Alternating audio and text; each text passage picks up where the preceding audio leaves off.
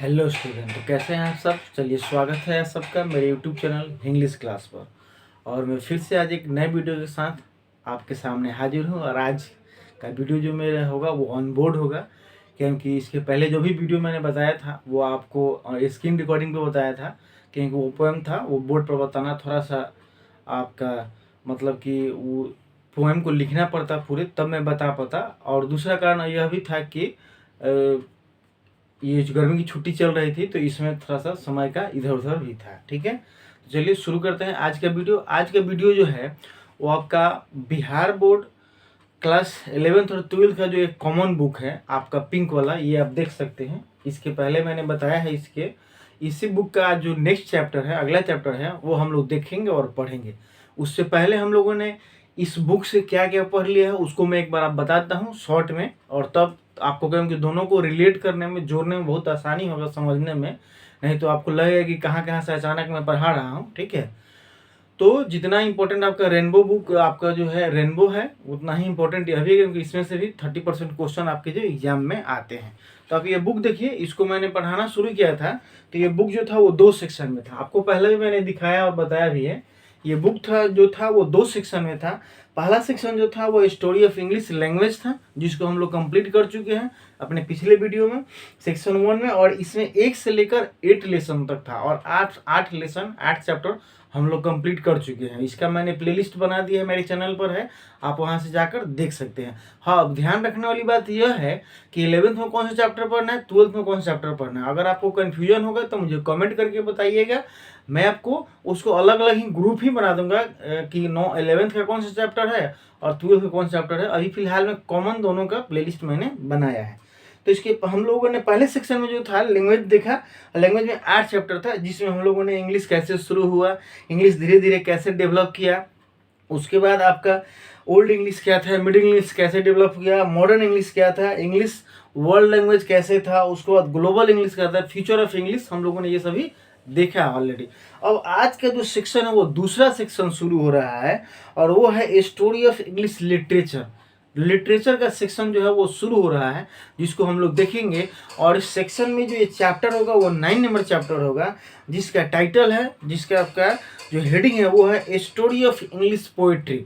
Poetry की शुरुआत कहाँ से हुई, उसकी स्टोरी कैसे हुई, क्या हम लोग भाषा सीखते सीखते बोलना शुरू कर दिए, ठीक है, या पोएट्री का डेवलपमेंट बाद में कैसे कैटेगराइज हो गया, आपका कहानी कैसे हुआ, कविता कैसे हुआ, इसी चीज़ को हम लोग इस सेक्शन में पढ़ेंगे। इस सेक्शन में मात्र 3 चैप्टर पढ़ना है आपको, चैप्टर 9, 10 और 11। इसके बाद ये बुक खत्म हो जाएगा। और इसी 3 चैप्टर में जो है आपको कई दिन लगेगा, क्योंकि बहुत ही लंबा लंबा पूरा इतिहास ही दिया है आपका पोएट्री का, ड्रामा का और नोवेल का। ठीक है, और एक चैप्टर को हम लोग कई पार्ट में पढ़ेंगे। तो आज पहला पार्ट जो है मैं इसको लेकर आ गया हूँ। तो चलिए देख लेते हैं एक बार हम लोग बोर्ड पर कि क्या मैंने हेडिंग दिया है और क्या बातें आपको मैं बता रहा हूँ, क्या आपको चीज़ें बातें समझ में आ रही है नहीं। तो थोड़ा सा हम लोग इसको देखते हैं। देखिए लिखा गया आपका, यहाँ पर मैंने हेडिंग दिया है Bihar board class 11th and 12th दोनों मैंने लिखा है। रेनबो का यह भी हिस्सा है, छोटे अक्षर में लिखा रहता है, लेकिन बुक का नाम है story of English, story of English. और देखिए सेक्शन 2 है, सेक्शन 1 हम लोग ऑलरेडी कंप्लीट कर चुके हैं। ठीक है, ऑलरेडी हम लोग कंप्लीट कर चुके हैं, और जिसका नाम है आपका सेक्शन 2 का स्टोरी ऑफ इंग्लिश लिटरेचर, साहित्य का जो है वो कहानी। और यह शुरू कहाँ से होता है, तो चैप्टर नंबर 9 से, जैसे कि मैंने आपको बताया। और चैप्टर 8 ऑलरेडी हम लोग जो है चैप्टर 8 तक हम लोग जो है ऑलरेडी कंप्लीट कर चुके हैं। ठीक है, तो चलिए शुरू करते हैं चैप्टर 9 आज, जिसका नाम है स्टोरी ऑफ इंग्लिश पोएट्री, यानी कि पोएट्री की शुरुआत कहाँ से होती है, कैसे होती है, इस चीज़ को हम लोग देखेंगे। अब देखिए आपको इस बुक में जो दिया गया वो मैं आपको बता रहा हूँ। लिखा है कि सेक्शन 9 पोएट्री, एक बहुत ही अच्छा स्टार्टिंग में ही सबसे पहले एक लाइन दिया गया है, now the leaves are falling fast, nurses flowers will not last, nurses to the graves are gone, और and the prams go rolling on. यह जो लाइन है, 4 लाइन आपका जो एक स्टेंजा दे दिया गया है, वह बिहार बोर्ड के क्लास 12th के इंग्लिश का 3रा नंबर पोएम है। आप जाकर देखिएगा, now the leaves are falling fast, इसी टाइटल से है, W.H. ऑडेन साहब का है। उसी आपको एक पंक्ति के स्टेंजा को दिया गया है, और लेखक ने या जो भी इसके बुक के राइटर है, इसके आपके जो कंप्लीट करता है, उन्होंने लिखा है, दिया है, और इसमें समझाया, उन्होंने बताया है। तो ये सब बातें क्या समझाया है, वीडियो बहुत बड़ा हो जाएगा, मैं सीधे डायरेक्ट आपको पॉइंट टू पॉइंट समझाऊंगा, जो आपके एग्जाम से रिलेटेड होगा, आपके एग्जाम से संबंधित होगा, उसको हम लोग देख लेते हैं। तो देखिए आपका लिखा गया है कि poetry start the journey from the time that man use to express his emotion. कह रहे हैं कि पोएट्री की शुरुआत कब से हुई, ऐसा नहीं कि डायरेक्ट भाषा जब से शुरू हुआ तब से हम लोग पोएट्री मतलब पोएम लिखना पढ़ना शुरू कर दिया, ऐसा नहीं। लिखा है कि poetry started journey the time the man, हाँ ये शुरुआत हुआ उस समय से, साइम समय से हुआ। Man use language to express emotion, अपने इमोशन को, ये नहीं कह रहा है कि आपके किसी भी बात को, लिखा है इमोशन को, फीलिंग को जब वर्णन करने का जब समय था, उसी समय से पोएट्री के आविष्कार, डेवलपमेंट, डिस्कवरी जो है वो हो गया था, चलने लगा था। अब जैसे सिंपल बातों को बताया जाए कि हम लोग जो इंग्लिश पढ़ रहे हैं, भाषा पढ़ रहे हैं, तो सबसे पहले हम लोग जो धरती पर आते हैं या हम लोग जब आए होंगे, तो सबसे पहले हम लोग कुछ शब्द को पहले ध्वनि सीखे होंगे, उसके बाद शब्द बना होगा, शब्द से सेंटेंस बना होगा, सेंटेंस से आपका जो है कहानी बना होगा, फिर कहानी के लिए ग्रामर बने होंगे, ठीक है। तो उसी तरह से आपका कह रहा है कि पोएट्री की शुरुआत उस समय से ही हो गई जब से मनुष्य जो था वह क्या करने लगा, आपका लैंग्वेज का प्रयोग कर रहा था अपने इमोशन को, अपने फीलिंग को वर्णन करने के, एक्सप्रेस करने के लिए, उसी समय से शुरू हुआ। अब थोड़ा सा और कुछ बातें इसमें ऐड किया गया आगे बढ़ाने से पहले, कि हम लोगों ने पिछले क्लास में और पिछले पीरियड में हम लोगों ने देखा था आपका कि इंग्लिश जो है वो कैसे डेवलप किया, कहाँ से शुरुआत होता है। एंग्लो सेक्शन से इंग्लिश की शुरुआत होती है, इंग्लिश लैंग्वेज प्रिमिटिव फॉर्म। अच्छा, इंग्लिश जो शुरुआत होता है वो पहले अपना किस फॉर्म में था, तो प्रिमिटिव फॉर्म में था। प्रिमिटिव का मतलब होता है प्राचीन फॉर्म में था।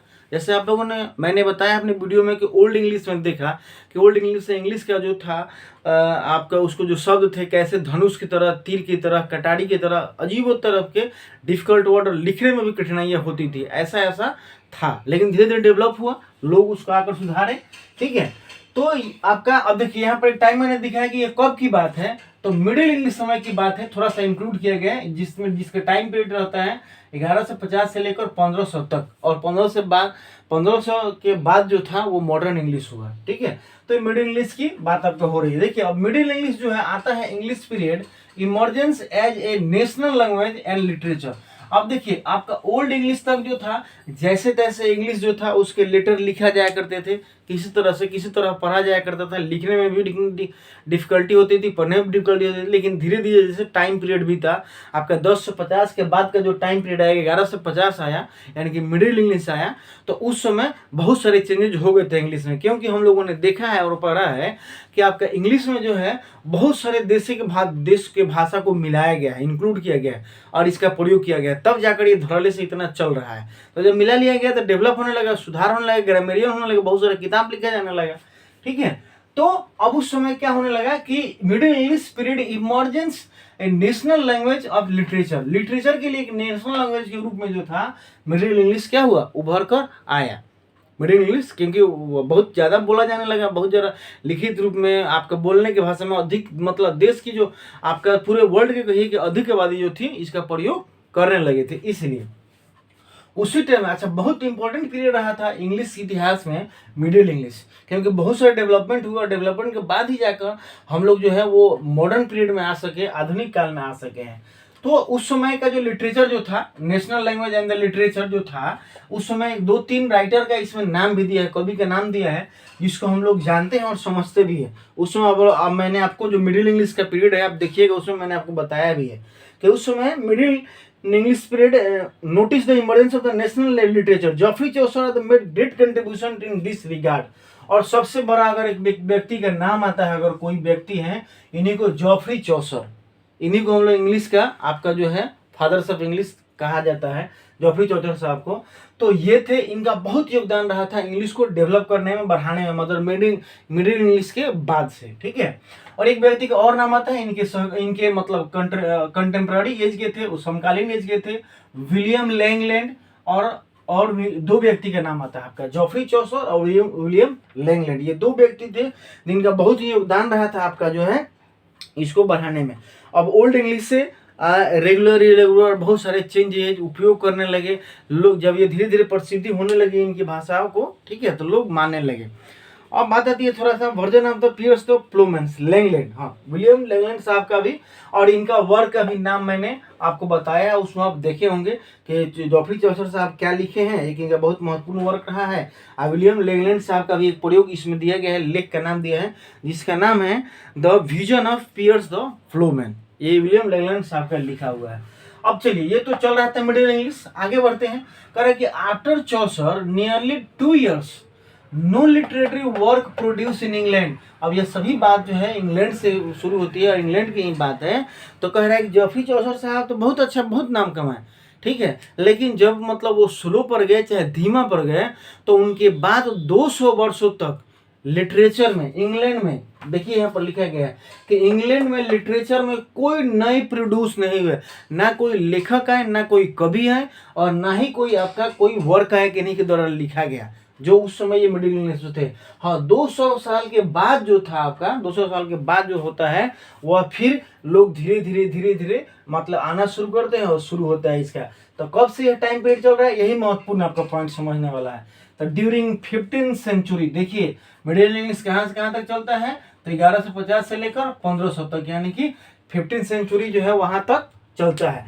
तो 15th सेंचुरी में ही, मतलब कि आपके मिडिल इंग्लिश के लास्ट स्टेज में ही 15th सेंचुरी द रेनेसेंस, जिसको रेनेसा हम लोग कहते हैं, रेनेसेंस स्वेप्ट यूरोप, इसके नाम से जाना गया। अब क्या है ये 15th सेंचुरी, थोड़ा सा मैं आपको बुक से बता देता हूँ कि आपका ये कह रहा है 15th century the intellectual movement called the renaissance swept Europe. यह एक इंटेलेक्चुअल मतलब बौद्धिक मूवमेंट चला उस लास्ट टाइम में, मिडिल इंग्लिश पीरियड जो चला था उसके लास्ट टाइम में, क्योंकि 15th सेंचुरी की ही बात है, जिसका नाम दे दिया गया रेनेसेंस स्वेप्ट यूरोप। और रेनेसेंस का मतलब क्या होता है, तो जिसका मतलब होता है रीबर्थ, ठीक है, और रिवाइवल ऑफ ग्रीक, यानी कि जो ग्रीक यूज हो रहा था एंशिएंट, यहाँ एंशिएंट ग्रीक होगा, थोड़ा सा जगह अभाव के कारण मैंने नहीं लिखा है, तो revival of the ancient Greek और रीबर्थ, मतलब रेनेसेंस का मतलब होता है पुनः जन्म और या पुनर्जागरण, जो भी कहिए, मतलब कोई चीज जो है अचानक बहुत क्या हुआ प्रसिद्ध नहीं होता है, लेकिन एक नए क्रांति आता है, नया आपका हो रहता है कि क्या होता है कि वो फिर से चल पड़ता है। तो वही हुआ इंग्लिश के साथ। जैसे मान चलिए कि बहुत सारे पुराने गीत हैं, ठीक है, तो आज क्या हो रहा है कि देखिए बहुत सारे ऐसे सिंगर हैं जो पुराने गीत को गाकर कितने प्रसिद्ध हो गए, उसका रीमेक बनाकर कितने प्रसिद्ध हो गए। तो आज जो एक चल रहा है वो रीमेक का चल रहा है। म्यूजिक में अगर बात करूं मैं आपको बताऊं, तो आप किसी फिल्म में देख लीजिए कि पुराने गानों को जो है रीमेक करके पुनः गाकर फिर से उसको प्रस्तुत किया जा रहा है नए फिल्म में भी, ठीक है, आप देखिएगा वही बात यहाँ हुआ। तो रेनेसेंस आपका रिवर्स जो है वो एंशिएंट ग्रीक का रिवाइव किया जाता है, रिवर्स होता है फिर से आपका जो है उसको, and the renaissance the reverse and revival Greek and learning, a speed of learning aided by the printing press. और आपको मैंने एक और बात बताया था कि मिडिल इंग्लिश की ही बात है, मिडिल इंग्लिश पीरियड की ही बात है कि उस समय जो था आपका प्रिंटिंग प्रेस डेवलप हो गया था, और प्रिंटिंग प्रेस डेवलप हो जाने के कारण क्या हुआ था, सीखने बोलने पढ़ने में बहुत हमें सहूलियत हो रही थी, बहुत हमें मदद मिल रहा था, इसके कारण भी और हम लोग अच्छे से और इंग्लिश का जो है वो विकास होने लगा। जैसे आज के युग में आप देख लीजिए कि आज से 10 साल पहले जो भी आपके गार्जियन पढ़े थे, मम्मी पापा भैया भाभी पढ़े थे, तो उनके पास एकमात्र स्कूल कोचिंग और किताब ही साधन था जिससे वो पढ़ाई कर सकते थे। लेकिन आज देखिए लैपटॉप हो गया, मोबाइल हो गया, कंप्यूटर हो गया, ऑनलाइन टीचिंग हो गया, यूट्यूब हो गया, मतलब कहीं से भी आप रहकर किसी भी चीज़ की पढ़ाई कर सकते हैं, तैयारी कर सकते हैं, कोई बाधा कोई दिक्कत नहीं हो रहा। हर तरह का टीचर जो है हजारों टीचर पढ़ाकर आपके सामने पढ़े हुए हैं, एक झलक में आप खोलकर पढ़ सकते हैं, देख सकते हैं। लेकिन उस समय सोचिए कि यार लोग कैसे पढ़ा करते होंगे, कैसे पढ़ते थे, मात्र एक किताब ही सहारा और शिक्षक हुआ करते थे। तो उस समय अब उसी तरह प्रिंटिंग आएगा, जैसे हमारे यहाँ मल्टीमीडिया आ गया तो पढ़ाई में सहूलियत होने लगी, उसी तरह प्रिंटिंग प्रेस जो डेवलप किया मिडिल इंग्लिश में, तो बहुत ज़्यादा सीखने में लोगों को मदद मिलने लगा, होने लगा। ठीक है, मिडिल इंग्लिश की बात है, लास्ट टाइम की लेकिन बात है। आगे बढ़ते हैं, और क्या होता है इसमें आपका, कह रहा है कि इन इंग्लैंड, क्योंकि सभी बात इंग्लैंड की है, England influence of the renaissance was felt clearly from. अब देखिए ये रेनेसा यानी कि रेनेसेंस का जो था पुनर्जागरण का जो काल, जो पीरियड चल रहा था, काल जो चल रहा था, वो बखूबी देखा गया कहाँ, तो इंग्लैंड में। इंग्लैंड में इसका प्रभाव बहुत हुआ, बहुत प्रभावित हुए लोग इस मतलब कि एक कहिए कि मूवमेंट से, एक इस गति से, एक आपका क्रांति से, जो भी कहिए। तो और क्लियरली फॉर्म ये देखा जाने लगा। और वो जो टाइम पीरियड जो था वो कब से कब तक का, देखिए यहाँ पर 15वीं सेंचुरी बात हो रही है, यहाँ टाइम पीरियड अब बढ़ गया, ठीक है। 15वीं सेंचुरी से आगे हम लोग बढ़ गए 16वीं सेंचुरी में। तो 1558 टू 1625 1558 से लेकर 1625 तक का यह टाइम पीरियड रहा, जिस समय आपका रेनेसेंस का प्रभाव जो है इंग्लैंड में क्लियरली देखा जाने लगा।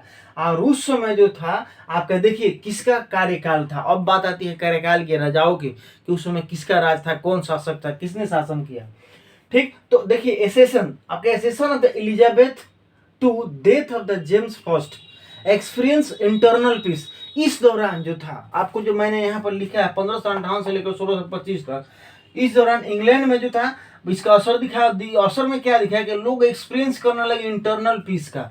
इंग्लैंड में बहुत ही अच्छा शांत माहौल होने लगा, सब जगह मतलब किसी तरह का कोई भी शांत माहौल से चल रहा था, सब कुछ बिल्कुल कोई दिक्कत नहीं था। ये जो टाइम पीरियड था इसमें किसका किसका कार्यकाल रहा, तो क्वीन एलिजाबेथ से लेकर आपका डेथ ऑफ जेम्स फर्स्ट तक, मतलब 1558 से लेकर 1625 तक आपका क्वीन एलिजाबेथ जो थी वो भी आई, और डेथ ऑफ जेम्स फर्स्ट, और जेम्स फर्स्ट के मृत्यु तक का काल यह पीरियड है। मतलब एलिजाबेथ का भी शासन चला इसमें, उसके बाद और बढ़ा, उसके बाद जेम्स फर्स्ट का भी शासन हुआ इस समय, और मृत्यु तक उनके जेम्स फर्स्ट जो थे राजा, उनके मृत्यु तक जो था ये टाइम पीरियड शो करता है। और उस समय जो था ये इंटरनल पीस शो हुआ।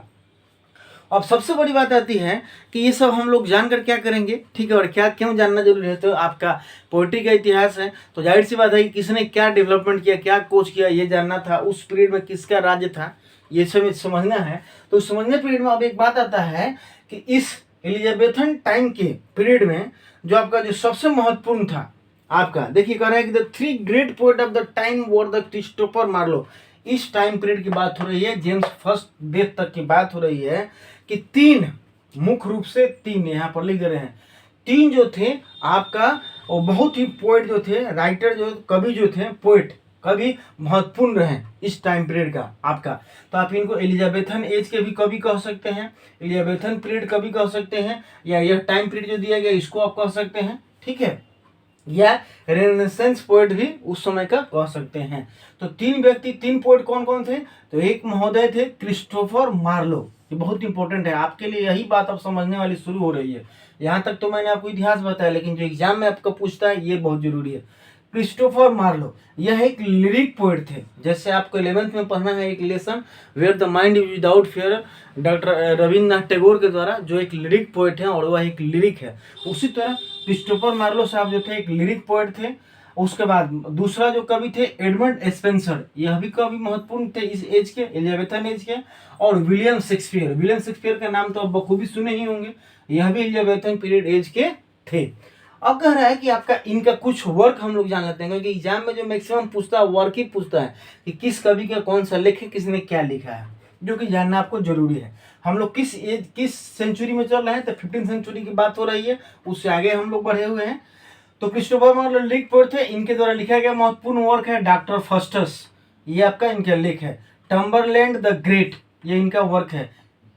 एडवर्ड सेकेंड, यह क्या है, तो क्रिस्टोफर मार्लो के द्वारा लिखा गया वर्क है, कहानी कविता है, जो भी कहिए, ठीक है, इनके द्वारा वर्क है। एडवर्ड स्पेंसर साहब का कौन सा वर्क है, तो यह एक शेफर्ड कैलेंडर लिखे हैं, जो कि एक पास्टोरल एलिजी है। यह सभी जो था वो कवि काल था, एक तक समझिए कि जितने भी मतलब कि मैक्सिमम जो है, क्योंकि हम लोग पोएट्री का ही पढ़ रहे हैं इत्तेफाक से, तो पोएट्री के बारे में सिर्फ बता रहा हूँ कौन कौन कवि प्रसिद्ध हुए। जब हम लोग ड्रामा पढ़ेंगे तो इस एज में ड्रामा कौन कौन प्रसिद्ध हुआ था और ड्रामेटिस्ट कौन कौन थे, उसको हम लोग आपका अगला चैप्टर जो होगा उसमें हम लोग पढ़ेंगे।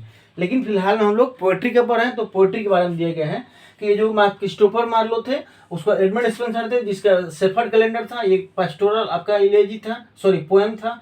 उसके बाद आपका एक फेरी क्वीन है, इनके द्वारा लिखा गया, जो एक आपका ग्रेट इपिक है, बहुत अच्छा ग्रंथ है, इनके द्वारा लिखा गया। और जो विलियम शेक्सपियर की तो बात ही छोड़ दीजिए, विलियम शेक्सपियर साहब जो हैं वो सोनेट लिखे हुए, 154 सोनेट लिखे हुए हैं, जिसमें इनका ग्रेट ट्रेजिडी के लिए ज़्यादा प्रसिद्ध है। विलियम शेक्सपियर साहब जो हैं वो आपका ये मतलब दुखांत कहानी के लिए बहुत ज़्यादा प्रसिद्ध है विलियम शेक्सपियर। और इसकी चर्चा इसमें क्यों हो रहा है, क्योंकि ये ड्रामेटिस्ट में भी आएंगे, और यहाँ इन्होंने पोएम लिखा है, 154 सोनेट्स लिखा है, 14 लाइन की जो कविता होता है, इसीलिए भी इनका नाम इसमें आया है। तो ओथेलो हो गया, हैमलेट हो गया, मैकबेथ हो गया, किंग लियर हो गया, ये आपका विलियम शेक्सपियर साहब का जो है वर्क है। किस समय आपका, तो ये पोएट्री के जो उस समय से बहुत ज़्यादा प्रसिद्ध, मतलब कि ये जब लिखा जाने लगा तो पोएट्री का जो है चलन बढ़ गया। और तरह तरह के आप जब टाइप देखिएगा पोएट्री का तो समझिएगा इलेजी है, लिरिक है, सोनेट है, आपका ये सॉन्ग्स है, डेथ सॉन्ग है, इस तरह का बहुत सारा चीज़ है जो आपको कहीं मिलेगा इसमें, तो मैं आपको बताऊंगा, जो मैंने अपने हिसाब से आपको बता दिया। तो इस तरह से जो था 15 से लेकर 16 सेंचुरी तक ये सब चला। 16 सेंचुरी के बाद मैंने बता दिया आपको, कुछ और भी बात इसमें दिया गया है आपका 16 सेंचुरी में। Hamlet and it was the time begin to the publish the anthology. हाँ, एक चीज और इसमें दिया गया है, अब जो था ये जो भी बुक लोगों का पब्लिश होता था इन लेखकों का, ठीक है, तो किस में पब्लिश होता था? तो एंथोलॉजी में।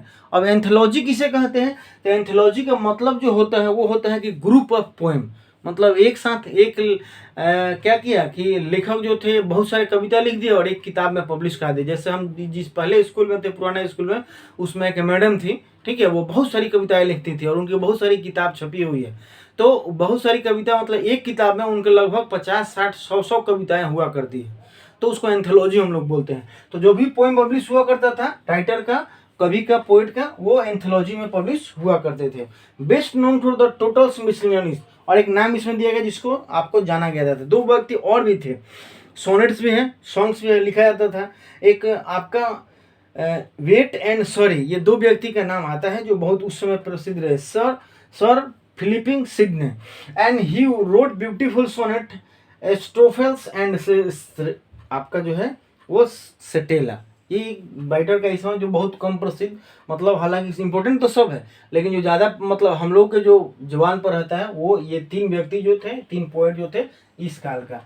अब बात आती है धीरे धीरे और इसी तरह आगे पोएट्री बढ़ता है, और अब कौन सा पॉइंट आ जाता है, कौन सा पीरियड आता है, तो अब आता है 17th सेंचुरी, ठीक है, क्योंकि ड्यूरिंग 15th सेंचुरी या 15th सेंचुरी के बाद 16th सेंचुरी में ये सब हुआ। अब बात आती है कि जैसे 17th सेंचुरी आता है तो क्या होता है, इसको हम लोग देखते हैं। तो कह रहे हैं कि 17th सेंचुरी को एज ऑफ ट्रांजिशन कहा गया, एज ऑफ ट्रांजिशन। अब एज ऑफ ट्रांजिशन का मतलब आपका हो गया, इसमें हम लोग ध्यान देंगे कि परिवर्तन काल, 17th सेंचुरी को परिवर्तन काल कहा गया, एज ऑफ ट्रांजिशन के नाम से जाना गया, या एज ऑफ आपका रिवोल्यूशन, क्रांति कहिए। और उस समय जो टाइम पीरियड जो चल रहा था, और यह टाइम जो था इसी समय 17th सेंचुरी में ही सिविल वार भी चल रहा था, सिविल वार का भी यह टाइम था, सिविल वार चल रहा था देशों में। और उस समय जो थे आपका एक कहिए शासक जो थे ओलिवर क्रोमवेल थे, ठीक, मैं बताता हूँ बुक की बात क्या कर रहा है। 17th सेंचुरी जो call both age of transition and the age of revolution, the English society witness the political and social struggle. इस समय जो 17th सेंचुरी का जो काल था वो समाज के लिए, उस समय सोसाइटी के लिए पॉलिटिकल एंड सोशल स्ट्रगल बहुत ही ज़्यादा था, मतलब कि ये होने लगा था आपका सामाजिक राजनीतिक वाली बातचीत। And the formation of government under the Oliver Cromwell, और समाज का गठन जो हुआ किसके अंडर, तो ओलिवर क्रोमवेल के अंडर जो था वह शासन बना या शासक तैयार किए गए, डेवलपमेंट किया गया। कुछ और बात मैं बताता हूँ जो महत्वपूर्ण है, आपको समझने लायक है। इस एज को प्यूरिटन एज भी कहा गया, ठीक है, इस एज को 17th सेंचुरी एज को प्यूरिटन एज भी कहा गया, क्योंकि इस समय जो भी आपके जो वर्क लिखे गए, कविताएं लिखी गई, वो ज़्यादातर गॉड से रिलेटेड थी, गॉड से रिलेटेड और मनुष्य से रिलेटेड हुआ करता था, इसलिए। और शुद्ध काल कह सकते हैं इसको प्यूरिटन एज। और इसके सबसे महत्वपूर्ण जो आपके पोएट रहे, कवि रहे हैं प्यूरिटन एज के या 17th सेंचुरी के, वो रहे हैं जॉन मिल्टन साहब। ये बहुत प्रसिद्ध नाम है, आप लोग 9th में भी पढ़े होंगे इनका वर्क पढ़ना, on his blindness, 9th class में। तो जॉन मिल्टन साहब जो आपका है ये इस प्रसिद्ध 17th सेंचुरी के पोएट रहे हैं, जिनका कुछ महत्वपूर्ण वर्क मैंने लिखा है और दिया है यहाँ पर। L'Allegro, Il Penseroso, Lycidas, Paradise Lost, Paradise Regained, ये इनके सब महत्वपूर्ण वर्क हैं, एक से एक वर्क है। अगर आप कभी आगे बढ़िएगा और इंग्लिश से पढ़िएगा, ठीक है, तो आपको पढ़ने के लिए इन कवियों का मिलेगा, आपको बहुत एक से एक वर्क आपको मिलेगा पढ़ने के लिए। अब इसको हम लोग कह रहे हैं कि एक और जो ग्रुप चल रहा था उसमें, एक और जो था मेटाफिजिकल पोएट, मेटाफिजिकल पोएट का भी एक चल रहा था ग्रुप। तो उसमें कौन का मेटाफिजिकल पोएट इसी 17th सेंचुरी में ही थे, ठीक है। तो मेटाफिजिकल पोएट में जो कुछ प्रसिद्ध नाम आता है वो कौन कौन है आपका, तो जॉन डॉन साहब हैं, ठीक। उसके बाद जैसे अभी भी हम लोगों ने एक पोएम पढ़ा आपका sweetest love I do not को, जॉन डॉन का है, 12th में ही पढ़ना है, पहला पोएम ही है, मैंने पढ़ाया भी, आप देखे होंगे। तो फिर मेटाफिजिकल उसमें लिखा भी है, क्योंकि यह जो डॉन जॉन साहब जो होते हैं वो मेटाफिजिकल के पायनियर होते हैं, अग्रसर होते हैं, जो एक न्यू आपका टाइप का लिरिकल और सटाइरिकल जो वर्ड्स होता है, ठीक है। तो मेटाफिजिकल पोइट में जॉन डॉन साहब आते हैं, जॉर्ज हर्बर्ट आते हैं, उसके बाद एंड्रू मार्वल आते हैं और उसके बाद हेनरी वर्गन आते हैं। ये कुछ आपका जो पोइट का नाम मैंने लिखा, जो किस एज में, तो मेटाफिजिकल आपका 17वीं सेंचुरी एज में मेटाफिजिकल पोइट के नाम से जो थे वो प्रसिद्ध थे और जाने जाते थे। तो वीडियो बहुत लंबा हो जाएगा। इस पहले पार्ट में यह आपका जो चैप्टर होगा वो 3 पार्ट में होगा। आज पहले पार्ट में मैं इतना रहने दे रहा हूँ, ठीक है। हम लोगों ने पहले पार्ट में 17वीं सेंचुरी तक कंप्लीट किया। इसके अगला पार्ट जो मैं वीडियो लेकर आऊँगा उसमें हम लोग 17वीं सेंचुरी के बाद को पढ़ेंगे कि 17वीं सेंचुरी के बाद 18वीं सेंचुरी, 19वीं सेंचुरी, 20वीं सेंचुरी में कौन कौन कवि आते हैं, किनके द्वारा कौन सा प्रमुख लेख होता है, कौन महत्वपूर्ण वर्क होता है, उसको हम लोग पढ़ेंगे। वीडियो बहुत लंबा हो जाएगा, इसलिए आज की वीडियो में इतना ही, और फिर मिलेंगे हम लोग अगले वीडियो में। आशा करता हूँ कि मेरे द्वारा बताई गई बातें, पढ़ाई गई आपका जो पॉइंट या ऑब्जेक्टिव टाइप स्टडी जो है अच्छा मतलब फील हुआ होगा, लगा होगा, तो मेरे चैनल को लाइक कीजिएगा, शेयर कीजिएगा, सब्सक्राइब कीजिएगा।